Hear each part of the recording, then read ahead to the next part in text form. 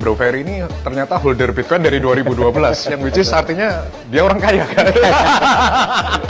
Kebetulan karena dulu jadi bukan no Bitcoiners, karena kemarin ketika lu bikin konten semua ini menyangka lu no coiners bro bahasa kita, tapi ternyata lu udah hold Bitcoin lebih lama dari gua berarti kan? Jadi ini ya udahlah gue ceritain sedikit ya bang.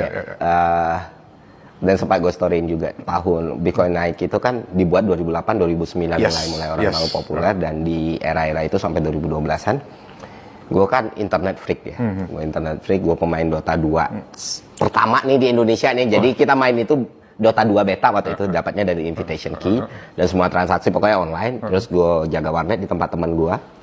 OP Warnet ya? OP Warnet. Dan jangan salah, judi online itu udah dari zaman udah ada dari dulu? Udah dari zaman situ. Cuma gue gak tertarik di situ.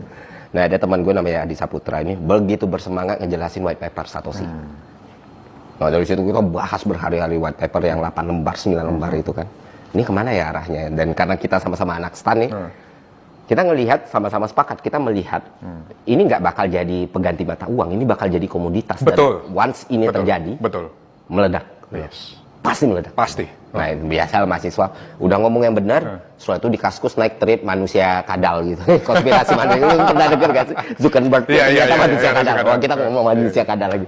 Nah, sejak saya itu waktu itu kan kita pakai transaksi itu untuk kalau nggak salah game. Ya adalah satu perusahaan game di Indonesia yang emang lu kalau mau beli item ini harus pakai Bitcoin. Jadi ada dua waktu itu, Bitcoin sama ini key-nya Dota. Jadi key-nya Dota itu dijual beli jadiin exchange. Gua pemain Dota 2 juga. Oh iya, pasti di awal-awal itu ngerasain lah. Nah, gua juara nasional Dota nomor 3 waktu gua.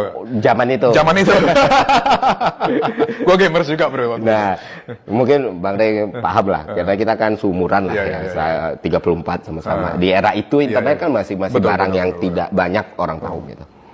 Nah, setelah itu ya udah di hold terus. Yang gue kira proyeksinya kayak gini, petanya kayak gini, naiknya kayak gini, compoundingnya gila-gilaan. Halving 4 tahun, potong setengah segala macam. Ngapain gue tahan sampai akhirnya gue juga agak heran kalau ada orang yang ngomong dia bukan holder, berarti dia nggak nonton konten gue. Karena waktu tahun 2021 tuh gue udah bilang. Lu udah bikin konten Bitcoin? Gue bilang kayak gini, November 2021 itu perkisaran 68.000 sampai 70.000 tuh bisa ATH nih di sini gitu. Jangan juga kayak gini. Ternyata beneran. Nah, di situ pelepasan pertama. Dan yang kayak diomongin di podcast Timothy itu waktu itu kan lagi down banget, lagi bearish banget kan. Jadi yang gue bilang di podcast Timothy itu kita ngobrol sampai pagi di Gading itu. Karena gue nggak pelaku market, maksudnya gue nggak pelaku industri gitu. Gue tanya usulan Timothy ini, yakin lu namanya? Timothy ngasih langsung tuh jabaran proyeksinya ini.